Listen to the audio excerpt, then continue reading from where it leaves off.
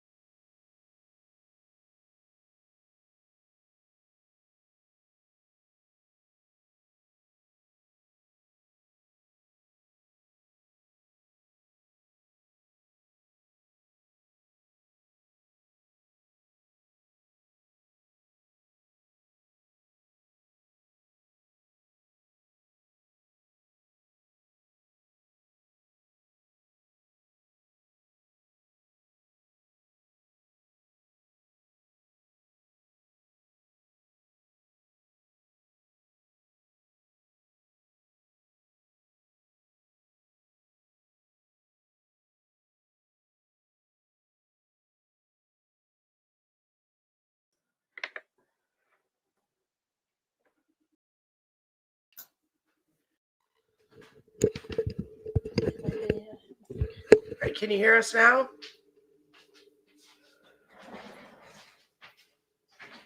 It's saying that we have audio output, so. Yeah, so just go ahead. All right, we're hoping that you can hear us now. We'll try that one more time here. Hello, everyone, and welcome to the Mafia Means Family podcast. I am Mafia Mom. I'm Mafia. Make sure to like, comment, subscribe, and click that notification bell. All right, so we had a little bit of an adventure. 2 weeks ago, we weren't here because PJ had a concert, and then last week we weren't here because we went on a little trip, but the trip kind of went wrong on us. So why don't you discuss what happened? So we went on a trip to Lancaster, and as we were coming back, we hit this huge snowstorm. I'd say probably near Batavia.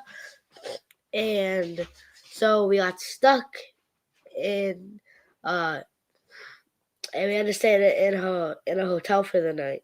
Yeah, we kind of missed Christmas, but Santa still left presents. Yeah, so we got stuck trying to come back home, and in the blizzard conditions, could not see anything. I've lived in Buffalo, Western New York, my whole life. I've never seen visibility that bad before. Ended up having to turn around, go to a hotel, stay for one more night, right? But then we made it home safe and sound on Christmas and still had our Christmas on the 26th, right? Yep. All right. So overall, how was your Christmas other than the whole postponing it for a day? It was amazing. Honestly, I liked postponing it for a day. It extended Christmas. It What did. kid doesn't want that? I agree with that, and it's good that you're looking at the upside of things. Why don't you show off your hoodie here too? It's not a new hoodie, but you got your Bills Allen hoodie on, right? Very cool. All right. So let's go ahead and get into. We have 2 games to recap instead of 1. So let's go ahead and get into first off the Dolphins game. Now we won the Dolphins game, right? Yep. 32-29, I believe, was the final. What did you think of that game? Well, it was definitely a really good game on the offensive part, but missed tackles. I would agree with you there, and we'll probably get into that a little bit more on our family meeting, right? But yeah, the defense, they carried us through quite a few games, especially when Allen was having his turnover issues. So you can't, the Dolphins are a high-powered offense. They had a lot to play for in that game. You can't blame them for not having a spectacular game every single week. But the offense definitely came through big for us when we needed them. Overall, I thought it was a great performance especially on the offensive side of the ball. What were the things you liked about it in the game? Well, I know it's 2 weeks ago, so it might be a little hard to remember. But what did you like about it? Well, definitely how the offense moved the ball. Yeah, it looked like the same old Bills again, right? Yeah. If you had to give a player of the game for somebody for that game, who would it be? My player of the game would have to be Josh Allen. Josh Allen. That's a good choice. And what do you have to say about his performance? Well, he went 25 for 40, 304 yards, 4 touchdowns, 10 carries, 77 yards, and a rushing touchdown. No rushing touchdown. No rushing touchdown, but he did have a fumble that was on the all line, though. I do think that fumble was a little bit more on the offensive line. They definitely struggled, especially once Mitch Morris went out and they were down 2 guys. So I'd agree with you, and I agree. I think Josh Allen had a great offensive game. If anybody in the chat has a player of the game from the Dolphins game, please feel free to share that as well or down in the comments if you're watching this later on. I think my player of the game from the Dolphins game would have to be Dawson Knox. It was nice to see him step up. I've been kind of waiting for that all year. He ended up having 6 catches for 98 yards and a touchdown. And it was good to see him play such a pivotal role in the offense again, which I don't feel like he's really had a chance to play under Dorsey. So, and that game was important, right? It gave us kind of the easy path to the AFC East, right? Yep. Yeah, and what did you think of the game, watching it in the snow and all that, and the way it started snowing in the fourth quarter? Well, I've definitely seen some things about the Dolphins saying that, it's so unfair that it just started snowing in the fourth quarter. Who cares? It was like 120 degrees at your stadium, and we were in the sun. Like a few guys almost freaking passed out. Chill, bro. In the snowballs. Yeah, the Dolphins had a lot to complain about, and look, it's been a long going rivalry between the Bills and the Dolphins. I don't think our fan bases like each other. I don't think the players like each other very much. I think that the Dolphins fan base has a lot to complain about, but in all fairness, we complained about a lot of injuries back in week 3 when we lost to them. I think the snowballs was a little extreme. You can't wear a shirt one day that says, I wish it was colder, and then 4 days later complain because you're getting hit with snowballs. But that's another story for another day. All right, so let's move on to our family meeting. Family meeting are players that we think, or a group of players or coaches that we think needed to do more in that particular game. So who would you call in for a family meeting for the Dolphins game? Probably the defense with their tackling. A lot of missed tackles. Yeah, I would agree. And even guys you don't expect. I believe on the one rushing touchdown that the Dolphins had, I think that Epinesa missed a tackle. I want to say Lawson missed a tackle. Jordan Poyer missed a tackle. It's just all around sloppy tackling, right? Uh-huh. Yeah, and you can't give that up, especially going into this game now against the Bengals. You have to rally and tackle, and you have to come up to that ball and make that tackle when you have an opportunity to. So I think the tackling is a great thing to call out for that. I would say my family meeting for the Dolphins game would be Cam Lewis. I think for a guy who hasn't played many snaps this year and a guy who is a backup who plays on special teams, he has had some monumental screw ups. And if we had lost that Dolphins game, I think you could have pinned a lot of that on him on the running into the punter penalty. I think he's also he holds a lot of responsibility in the Vikings loss when he played a little selfish and tried to intercept that ball and instead allowed Justin Jefferson to use him to help Justin Jefferson catch it and make the play of the year, probably the catch of the year, the decade. And all he had to do was bat it down. And that was just a selfish move. I think we went through that 2 years ago on the Hail Murray play, where they didn't bat it down, and that should have been drilled into every defender's head who's going to play DB for this team moving forward.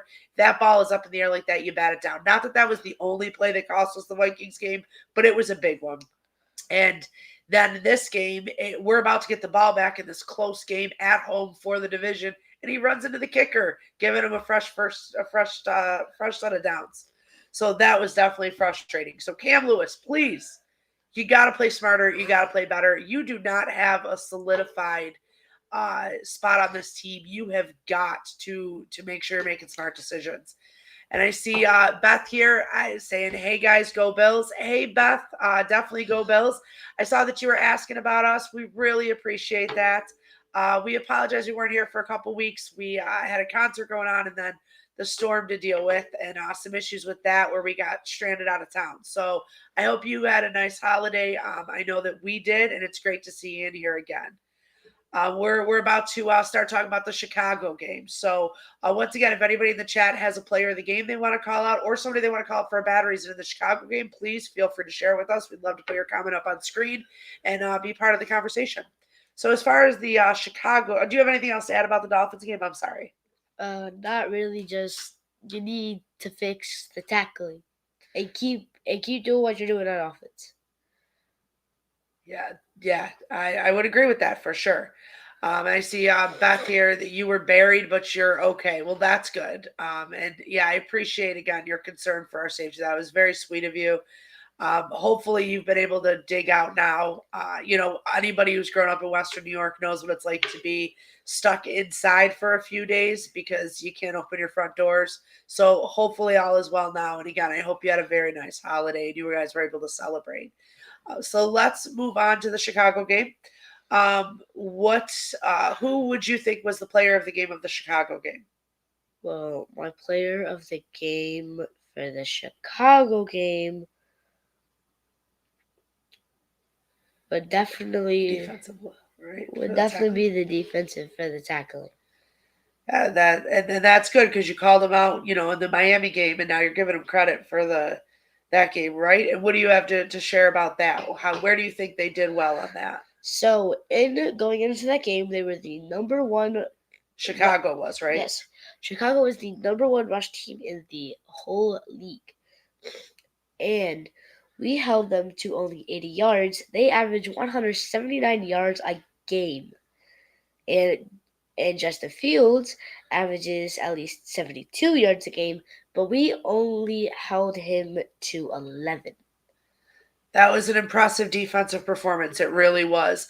I see Beth here. She is calling out James Cook as a player of the game, and you feel like he's going to have a big game this week. I could not agree with you more, Beth. He's actually one of my players of the game. I went with the run game, but unlike usual, it was the run game besides Allen, which was really nice to see. Getting some of that wear and tear off of QB1's body because we don't need him taking all those hits.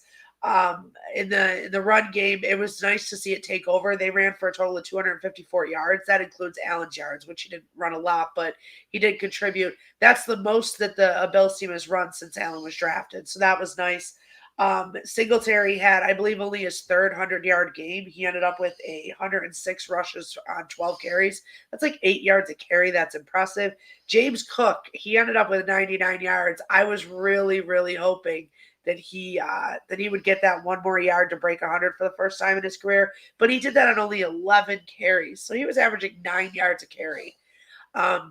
and I don't know if you know this, BJ, or if you guys out there know this, but James Cook is actually averaging the most yards per carry for all qualifying rookie running backs. So any rookie running back who's carrying the ball a substantial amount of time, he's actually averaging like 5.4, I believe, yards per carry, and that's impressive.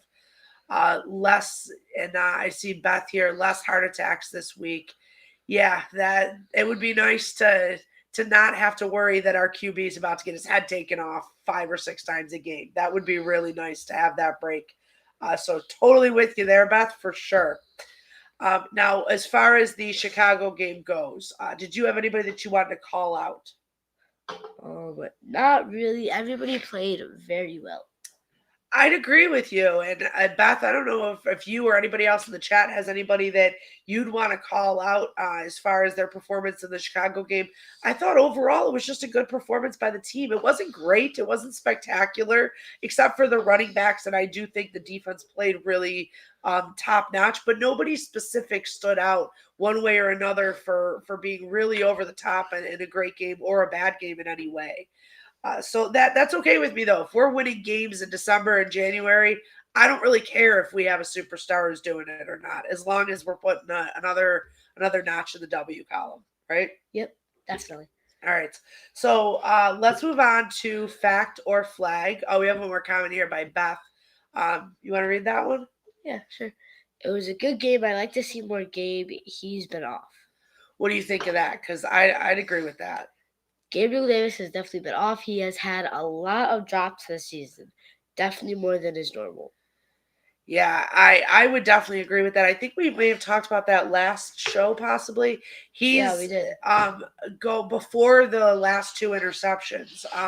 5 of Allen's 11 interceptions was when he was throwing it to Gabe Davis, and he does not target Gabe Davis anywhere near where he targets Stephon Diggs, or so it's a lot for the number of targets that he's had. There's definitely been something up with Davis. I don't know if it's still that nagging ankle injury. I don't know if he got in his own head. I don't know what's going on. I do feel like the last few weeks he's had an increase in production, and that's been good to see. I also think overall the offense, other than Diggs, has been stepping up more, and we need that support from those secondary players. Hoping he kicks in playoff mode again by Monday. I'm with you there, and we have to be in playoff mode. We're going to talk about the Bengals game a little bit later, but this is playoff time, period. You want to play in Orchard Park in January and into the playoffs, you need to win this game, and that's what it is. That was your goal at the beginning of the season. Finish it, because here's your chance. So we'll definitely come back to that for sure, Beth, but great point. So fact or flag, you ready to go? Yeah, go on. All right. So Allen and McDermott together, and feel free in the chat to play along. Allen and McDermott together are 2-2 in regular season games in January. Regular season games in January. You think that's a flag? Okay, you are correct. Do you have any idea what their record is? 4-0. 4-0. Close. It's 3-0. So the season used to be over by the end of December, the regular season. So they haven't played a lot of games in January, but they are 3-0 in January. Now the tricky thing is that that's obviously regular season. They're undefeated in January, period, regular season or postseason at home. But on the road, they have not won a game in January. So that's a little scary going into playing in Cincinnati. We lost both games to the Chiefs, obviously, and that game to Houston in January. So those are the 3 losses that we have in January. But good job. So you're 1 for 1. Beth mentioned he looks like he's running routes different than last year, talking about Gabe Davis. It doesn't flow like it did last year, not as fluid.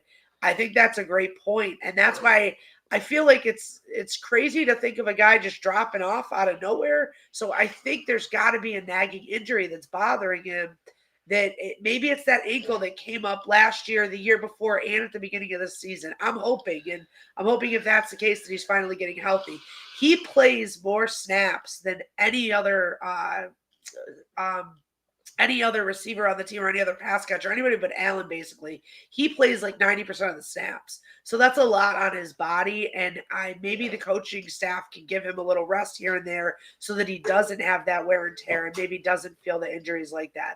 If we can win an Arrowhead, we can win anywhere, just saying. I'm with you. I don't believe that we are. I don't believe that we are incapable of beating the Bengals in any way, shape, or form.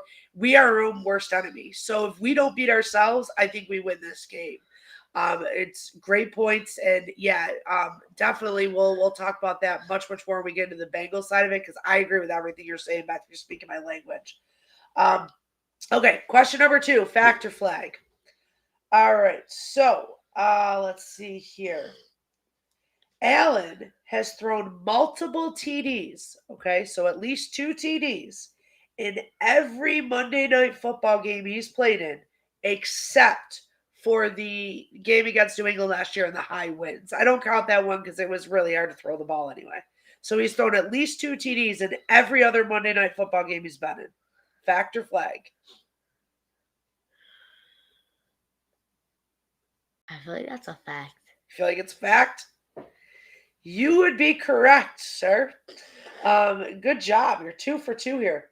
So, Allen has 17 touchdowns and only 2 interceptions in 5 Monday Night Football games, excluding that one against New England. Now, in that game, he had 1 touchdown, no interceptions, but it was just such a weird. Great job, Beth. That was a fact. That was such a weird game in New England that I just don't see how. I don't think you should count that against him. Nobody could throw the ball. The Patriots threw the ball 3 times in the whole game. It was just an anomaly. I take that one right out. But 17 TDs and only 2 interceptions in 5 games is impressive. He has done well in primetime games. Our offense and our team has in general, but Allen has really shined in those games. So also just a little fun fact: he's had over 100 passer rating in 4 out of 5 of those games. You know your Bills. Very true there, Beth. You're proving that right now. So he clearly shines in those primetime games, and that's good to see, and we need that from him again. The only game in Monday Night Football that he didn't have over 100 passer rating, I believe, was the Chiefs game from 2020. That was in front of no crowd. And it was one of his first Monday Night Football games, and the weather was raining again. Allen was also dealing with a shoulder injury at that point. So it was, again, just an odd game. That I don't know if you guys remember. That was the COVID game where we had spent a week preparing for Tennessee or the Chiefs. Then we played Tennessee on a weird day of the week, and then we played the Chiefs on like a Tuesday or something. So it was just a really weird schedule. It was all off. But Allen, he's done really, really well on Monday Night Football games. So it's great. Okay, ready? Fact or flag? Allen has never had a rushing TD in Monday Night Football. Flag. All right, we'll give everybody a chance, see if anybody else wants to chime in here. Allen has never had a rushing TD in Monday Night Football.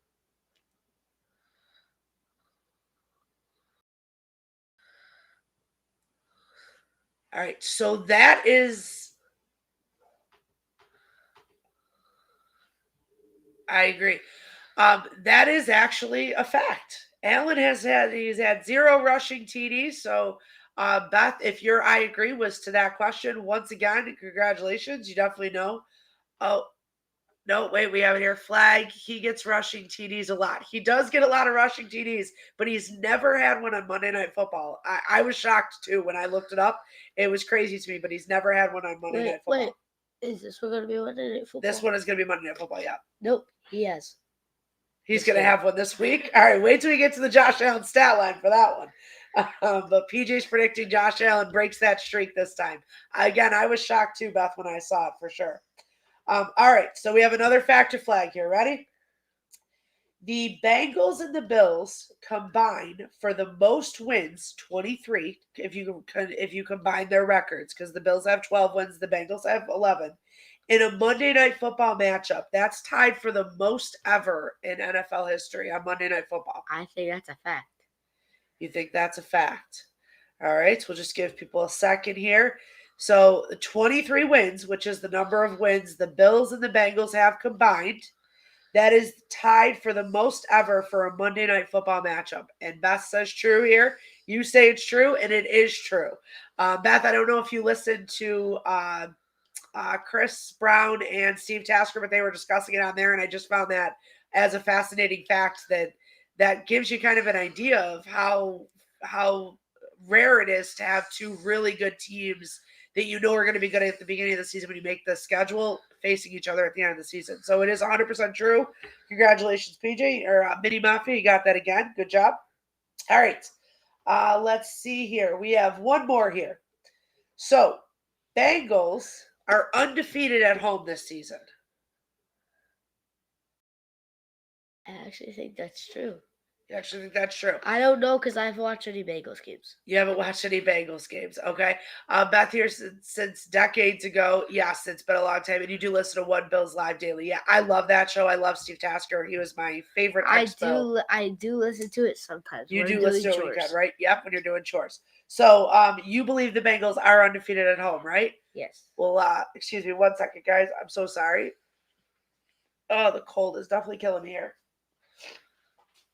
All right, so I'd say true to that too, Minnie. That's what she thinks. Thank you. Actually, they are not. They've lost one at home. They're 5-1 at home. So again, close. I know some of these are a little hard. You're just kind of taking a shot in the dark. 3 for 5.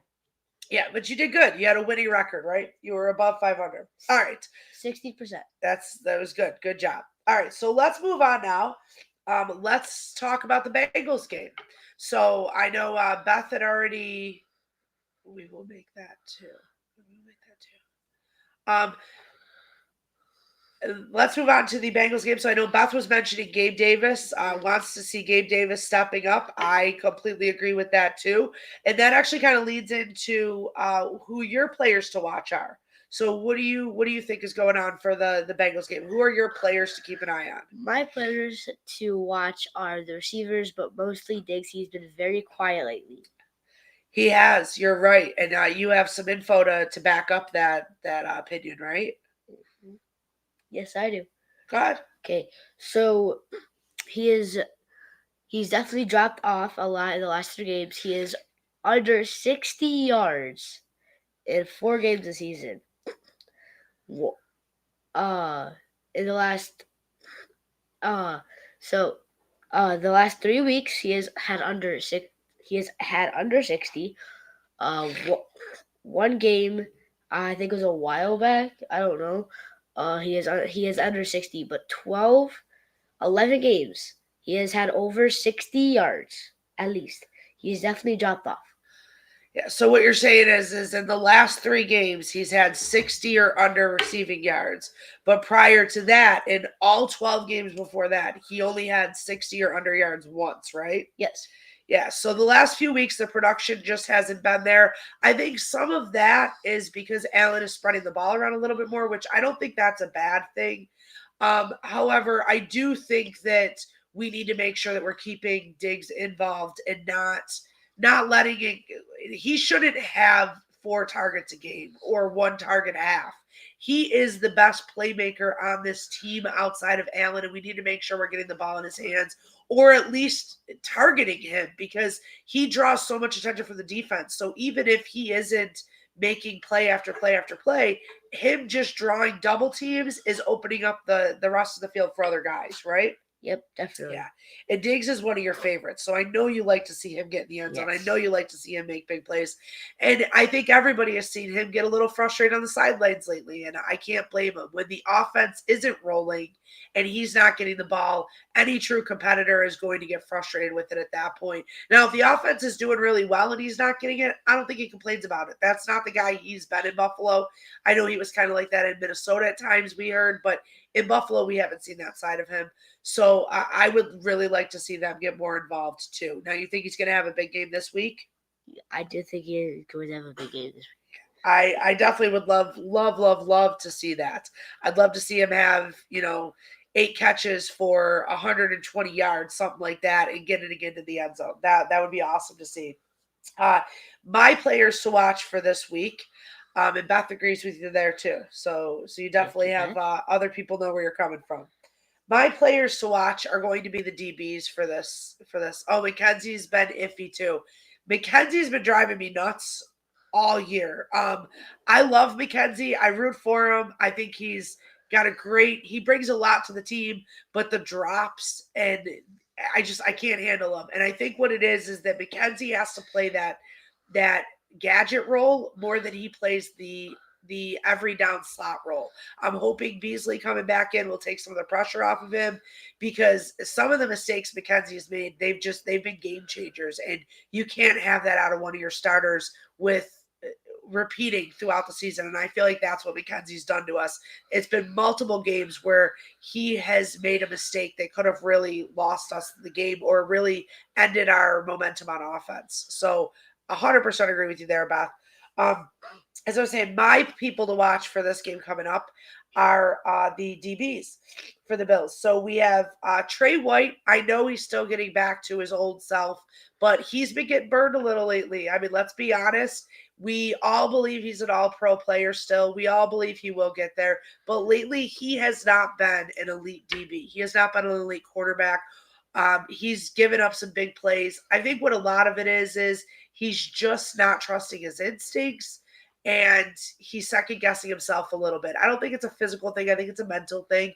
I think it would have went really far if he had made that interception I believe it was the Bears game that him and Hamlin kind of collided. Yes, I think that would have. White should have had that. Yeah, and I think that would have went a long way for him to get his confidence back. And Beth here is agreeing with us. Yeah, love White, but he's still working back. I agree with you there, and I know it's a process. We're getting close to that time now where this is what we need him for. And I think this Bengals game, especially on prime time, is a perfect chance for White to come out and show us some of the flashes of what old Trey White was, because we miss him back there. The other DBs I wanted to mention real quick, Poyer's missed some practices this week with a knee injury. Now, I know he's missed practices in recent weeks. I think he'll play, but we need him out there. As it's been drilled into our heads, we are undefeated when Poyer plays, and I believe we're 1-2 without him. So we need Poyer in there. He's too vital back there, especially without Hyde. So we have to have Poyer in there. And then Elam versus Dane Jackson. Dane Jackson has been just as frustrating as McKenzie has been, especially these last 6 weeks or so. I think Elam has started to really come on, and I want to see a lot more Elam, especially in this game. Higgins is a big-bodied receiver, and Elam is athletically and physically the most gifted quarterback that we have on our roster. He's also one of the biggest. I think that you need to double, or I'm sorry, not double, because that implies that it's a man-to-man, just straight-up defense. But you need to shade coverage to Jamar Chase's side, let White cover Chase as much as possible, and let Elam cover Higgins. I think that is the better coverage for us to win those battles than it is than having White on Higgins. I think Higgins is just a little bit too big for White. I think Elam is the matching this week. Is the matching this week from Beth. Good. He's long and fast. Yeah, and that's I agree with you, Beth. But I don't think putting him on Jamar Chase is what's the best option for us. I really think it's putting it on Higgins. One of the reasons why, I can't say the reason because they're explosive for a lot of reasons, but one of the things that makes the Bengals so dangerous and so good is how many different weapons they have. And I think if you can take away the second best weapon completely from Burrow, you really limit the big plays and the options that they have offensively. So if we could lock him down with Elam and then shade coverage to the side with Chase, you're still going to give up some. But you absolutely can, I think, limit the offensive production more than you can if you just play the typical zone defense, or if you put Elam on Jamar Chase. And yeah, that's exactly what Beth was saying there too. Higgins, I agree, and Chase is a lot. 100%. He's an elite receiver in this league, and the connection him and Burrow have is insane, right? Yeah, it's like Allen and Diggs. It is. It's dangerous. Do you think there's any possibility that we could completely shut that down, or do you think it's more about limiting it and playing tough in the red zone, like that bend but don't break defense? I really think that taking Chase away completely will definitely hurt the offense because But do you think we can take Chase away completely? I don't think we can take Chase away completely. Sometimes he just gets open. You can't do anything about it. It's good defense. Like, we can't limit him completely. We can definitely limit him a decent amount to take him away enough. Now we shift sides to T. Higgins. And if Elam is on Higgins and plays good, I think we win this game. Yeah, I'd agree with you there. I think it's going to come down to those DBs, and I think it's going to come down to yards after catch. The Bengals have not, Joe Burrow has not been throwing for as many air yards this season. I think part of the reason for that is some of the struggles they've had with the offensive line. But the other part of it is that they've had a lot of yards after catch, so they've had the production there, so they haven't had to stretch the field so much. And Beth here says again, go ahead. If you, like you said, if Elo can cover Higgins, will allow our safeties to concentrate on Chase. That is very much true. Our safeties, if we can double team Chase, and if Elam does good on Higgins, this will definitely be the shut down the receivers. Yeah. And I mean, let's be real. Elam was a first round draft pick. Like, it's okay for. I know the Bills generally work in draft picks very slowly. I think we've seen that throughout with the McDermott era and the Bean era. No, even Cook. The first 8 weeks of the season, he was almost irrelevant on the team. Now he's started to come on, and they've started to trust him more and more. But Elam is a first round draft pick, and we're in week 16, 17. Now is your time. You want to prove you belong in the NFL and you can hang with the big boys. Go cover Higgins. Limit Higgins because he had a phenomenal game against the Dolphins. I think he was targeted 3 times and he allowed 2 catches for like 11 yards or something crazy like that. It might have been even less than that. But he had a great game. Go out and do that against the Bengals. Let's leave you on an island with Higgins for a while and see how it goes. But I don't want to see Dane Jackson in there. I don't think there's a point to putting him in there. I don't think Dane Jackson does anything so well that it's worth pulling Elam out at this point. And Beth said there, Elam can do it just like Cook can and Shakir and Bernard. All our rookies are beyond their years. I agree with you again. What do you think of that? I definitely think that's true. If we can definitely work them into our roster and our play style a little bit more, I think that they're going to be really well. Yeah, really well rounded. I agree. And really good. Cook is coming on. Shakir, I have a lot of hope for. I think our passing offense can be a little complicated at times, and he's missed some blocks at times that have hurt his snap count. But overall, I really like Shakir, and I think he is our future in our slot. And Bernard has played unbelievable when he's had his opportunities. Also, Bedford, who is actually back off of IR this week. So I don't know if he'll play this week, but it's nice to have him back because it gives us another option. He's a very instinctual player. So it would be nice to get him back out there for the playoffs at least and have that other option depending on which type of receivers we're going against. So totally agree with that. All right, so on to, and again, Beth, feel free to share your opinion here. Josh Allen's stat line. And she said, yeah, that's exciting. Yeah, absolutely. It's nice to have him back. So Josh Allen's stat line, PJ, go for it. This is actually my favorite part of the podcast, actually. Josh Allen's stat line for me, 350 yards, 27 for 33, 1 interception, and 3 touchdowns. For his rushing, 5 attempts, 50 yards, and 1 touchdown. Wow. That would be quite a night. I think it's very possible. I definitely think that. I don't think it's out of the realm of possibility, especially with the way he's performed on Monday night. But that would be a big game for him, and I think it would prove a point. I'm hearing a lot of national people talking about how,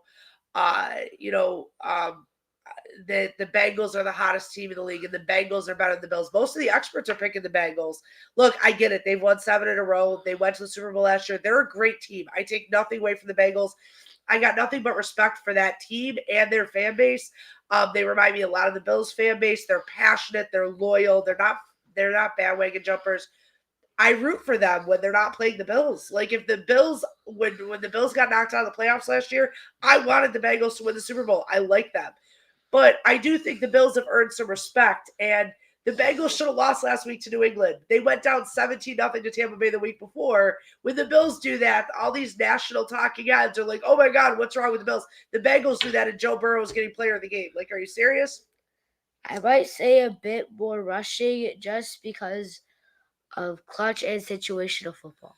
I think that's possible. We've seen Allen in those big moments, in those big games, be very willing to use his legs more so than in the games that I know they all matter, but that don't matter as much. I think how much Allen runs will be a direct result of two things. One, how the offensive line holds up.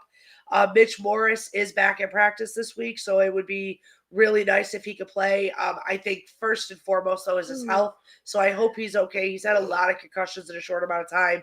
I don't want him to risk his future well-being for football. It's not worth that. But back to football. Having Mitch Morris back in there, I think will do wonders to keeping Josh upright and giving him a clean pocket where he doesn't have to flee. But I think the other thing is the production of the running backs. If Singletary and Cook are picking up 6, 7, 8, 9 yards a carry, I don't think Allen feels the need to run as much. Whereas if they're not getting production, then he's going to have to run, right? Yes, definitely. Sorry. So I think it's very possible that we see Allen running more. I don't think it's a guarantee. I think it depends on other factors. Excuse me again. I'm so sorry.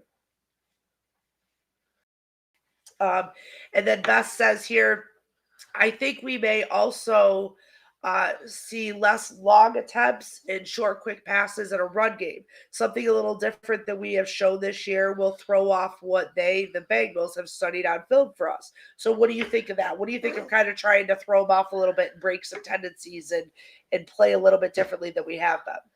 I definitely think that is a smart way to play. I definitely think that we should still do like medium passing, maybe some long passing, like just to move the ball down the field. And you got to keep the defense honest, right? You don't want them to press up too far. Yeah, but sometimes that's a great way to hit one of those big shots. You know, if Allen's willing to stay patient, which I think patience is the word of the week, both offense and defense. The Bengals offense operates by like the way the old Patriots offense did. It's death by 1,000 cuts. They get 6 yards here, they get 7 yards here, 10 yards here. It's dinking and dunking down the field. It's not big shots. The defense has to remain patient, rally to the ball, and make their tackles. On offense, Allen has to be willing to throw the ball away. He has to be willing to take the check down. He has to be willing to take the layups, which we hear all the time. It's such a cliche, but take the layups and stop trying to force the ball deep if it's not there. And then Beth says here, Allen will make those calls if they are available, I'm sure, but the calls I think will be short and sweet, literally. I hope so. And I trust Allen's instincts, and he's such a competitor that he's going to do whatever he can to try to win the game. So if that means taking off and risking his body, he's going to do it. Let's face it. Eat the clock, do it smart against a smart team. Yeah, I'm all for playing the possession game here. They are going to play the clock running and the kind of West Coast offense style where they're just picking up short yardage at a time. So we should be doing the exact same thing. We need to be productive in the red zone. We can't be settling for field goals because they're too high powered to do that against. And I think we'll have opportunities to move the ball. I really do. I think as long as our defense come up with a couple key stops, I think we'll be okay in this game. But I think it's patience, both sides of the ball for sure. So my Josh Allen stat line is just slightly less than yours. I have him at 315 passing yards. I have him at 4 total touchdowns. I couldn't decide if I thought they were all going to be through the air or 3 through the air or 1 on the ground. I couldn't decide for sure, but 4 total touchdowns. I do think he's going to have 1 turnover. Unfortunately, I feel like the games that we haven't had a turnover this season have been very rare. So I think he's going to have a turnover for sure. So on to, I know Beth doesn't make predictions. But if anybody else who's watching wants to make a prediction, like I said, even if you're watching this later on in the comment section, we would love to hear it for either a Josh Allen stat line, or a score prediction. But score prediction. Go ahead, Mini Mafia. What do you got? My score prediction is a whopping 38-35. 38-35. And who do you have winning? Bills. Bills. Wow, it's a high scoring game, right? 73 points in total. Yeah. Do you think it's going to go to OT, or how do you see it playing out? I think either we're gonna go to OT or Bass is gonna kick the winning field goal. Okay. All right. Beth said here, I think we will force more turnovers than we will be the cause of. So you think we can force them into more turnovers than we'll commit? I think is what you're saying there. That would be great. If Allen plays smart football, I would 100% agree with you. To me, it's going to depend on how smart Allen is with the ball. We do have a score prediction here from Mafia Sports Report. You want to read that? Bills 34-24. That would be a lot less racing heart, right? I'll take a 10-point win in that game. That'd be good to see. So Yeah. So you said that you think it'll either be overtime or a last second Bass field goal. Is that what you were saying? Yeah. Yeah. And do you think like we did in the Miami game? Okay. All right. Fair enough. And do you think that we'll force any turnovers on Burrow in that offense? I do think we'll force one or two, maybe like a fumble since we have some decently hard hitting guys, or some interceptions. Okay. All right. I think Beth agrees with you here. You want to read Beth's comment? I see Bills for sure. OT or not. OT or one of those smart endings where we play the clock. Yeah, so she obviously agrees with you because that's exactly what you were saying, like the Miami game where we just run the clock all the way down and then kick that game-winning field goal, right? Yep. Yeah, I would love to see that. I am a little hesitant to give my score prediction here. I don't mean to be a Debbie Downer at all. I really, really don't. Unfortunately, at the beginning of the season when I put together games, win and loss and all that, this was a game I saw us dropping. I still thought we would get the number 1 seed, and I hope I'm wrong. I really, really do. I hope I'm wrong. Unfortunately, I see it being another close game, just like Beth was saying, just like you were saying, but I see the Bengals eking out a victory 34-31. And it kills me to say that, and I want to be wrong so bad. I worry about the turnovers, and I worry about who is going to be that closer on defense without Von Miller, because this is the kind of game that we brought him in for. I don't think this means the season's over. I don't even think that this means we can't get the number 1 seed. I think it's very possible the Chiefs could drop one next week to the Raiders. It's a little less likely without Carr playing, but I think it's possible. I want to be wrong. I just don't know if we're going to come through on this game. It scares me. This game worries me. Debbie Downer. I know.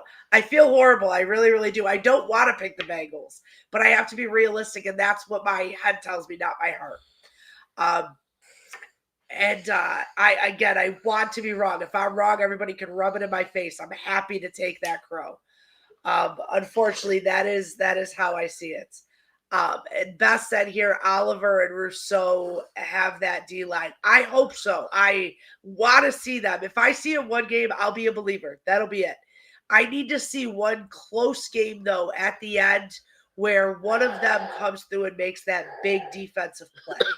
And Epinesa has been on fire. I agree. There's been guys who've been stepping up.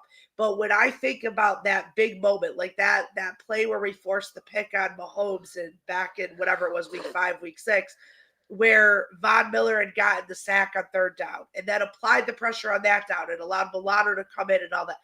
I don't know who that guy is right now. And until I see that play get made in a big moment, I'm just having a hard time believing that one of them can they have to prove to me that they can do it before I believe that they can. I hope I'm wrong. I can't say that enough. I don't want to be right here at all. I really, really, really want to be wrong. And it's very possible it's not like I'm calling for a blowout. I think it's going to be a very close game, and it really could go either way. Share your score prediction. 34-31, I already did. Okay. So, but I just don't see us pulling it out there. So again, I know that Beth doesn't share her score, and Mafia Sports Report shared his score with us, 34-24. I hope you and him are right, and Beth is right on the way the game will go down. Anything else that you want to share before we close this out today? Not really. Just excuse me. Not really. Just step up the tackling, keep on moving the ball on offense, and just keep on doing what they're doing. Yep. And those, I think those are words to the word to the wise. Like those are exactly what we need to do. Offensive production needs to stay up. Good tackling. That's going to be key this game, I have right? one more thing. God. And Josh Allen, if you're listening, no turnovers. We can't risk losing the ball on an interception or a silly fumble just because you threw it inbounds when you're trying to throw it away. Yeah. Tommy, no haircuts. Are Tommy's haircuts bad luck? I haven't heard about that one, so I would definitely love to hear that story. If you want to put it down in the comment section, I'd love to hear it. And Beth said when she makes score predictions that they're bad luck. I understand that. Don't make any changes. We're rolling. Too. So I wouldn't used to make score predictions because of that. So I understand where Beth's coming from for sure. Well, we thank everybody for stopping in tonight and checking us out live, or if you're checking us out after the fact. Again, please feel free to comment anything down below. We would love to hear from you. And thank you so much, especially to you, Beth, and anybody who's in here for Bill's Mafia Babes. For Beth, thank you so much for being so active in the chat. Thank you for checking us out again tonight. Excuse me. I hope everybody out there had a wonderful holiday. Thank you for checking out this episode of Mafia Means Family podcast. I am Mafia Bob. I'm Mafia again. Make sure to like, comment, subscribe, and hit the notification bell. Until next time, Happy New Year and go Bills.